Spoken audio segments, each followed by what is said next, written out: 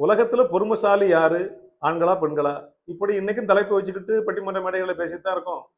அந்த கால சினிமாவுல என்எஸ்கே அப்படி ஒரு காட்சிய காட்டினாரு. அந்த பொண்ணு இவரு டாவடிப்பாருன்னு வச்சுக்கோங்க. கொஞ்சம் விரும்புவாரு. அந்த பொண்ணுக்கு இஷ்டம் இருக்கும். ஆனா, ஒருத்தர் வந்து சீண்டி பேசிட்டே இருப்பாங்க. கலாய்ச்சிக்கிட்டே இருப்பாங்க. ஒரு நாள் கேட்பாரு இவரு, "உலகத்துல பொறுமைசாலி யாரும்மா? ஆம்பளையா, பொம்பளையா?" அப்படிம்பாரு. அந்த அம்மா, பொம்பள தான்யா பொறுமைசாலி. அ எப்படிம்மா சொல்ற?" அப்படிம்பாரு. "நாங்க தான் 10 மாசம் சுமக்கிறோம் பிள்ளைகள. 10 மாசம் சுமந்து பொறுமையா பெத்துக்கிறோமே, எவ்வளவு பொறுமை வேணும் அதுக்கு. 10 மாசம் பிள்ளைய சுமந்து பாருங்கய்யா, அப்ப தெரியும். நாங்க தான் பொறுமைசாலி. தலை வலிக்கும், வயிறு வலிக்கும், வாந்தி வரும். அது இது எல்லாம் பொறுமையா தாங்கிக்கிறோம். அப்புறம் வலிய தாங்கிக்கிட்டு பெத்து எடுக்கிறோம்ல." அப்படிங்கிறது போல பேசுவாங்க. இவர் உடனே, "ஆமாம்மா, நீ சொல்றது சரிதாம்மா" அப்படின்னு சொல்லிக்கிட்டே, "பொம்பள பொறுமைசாலி" அப்படின்னு சொல்லிக்கிட்டே இந்த கைய வந்து அப்படி தோள் மேல வச்சுருவாரு. அந்த அம்மா தோள் மேல. அந்த அம்மா படார்னு கைய உதறிட்டு, "கை அடியா" அப்படின்னு கோவப்படுவாங்க.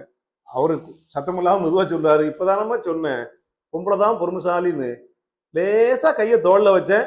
அதுக்கே இந்த கோவப்படுறிய, பொறுமை இல்லையா உனக்கு? நான் இப்ப சொல்லவா? ஆம்பள தான் பொறுமைசாலி. கொண்டா கைய மேல வச்சுக்க, கைய என் தோள்ல போட்டுக்க, எவ்வளவு நேரம் உட்காந்துக்குவேன்" அப்படிம்பாரு. எவ்வளவு நாசுக்கா ஒரு விஷயம் பேசியிருக்கிறார் பாருங்க.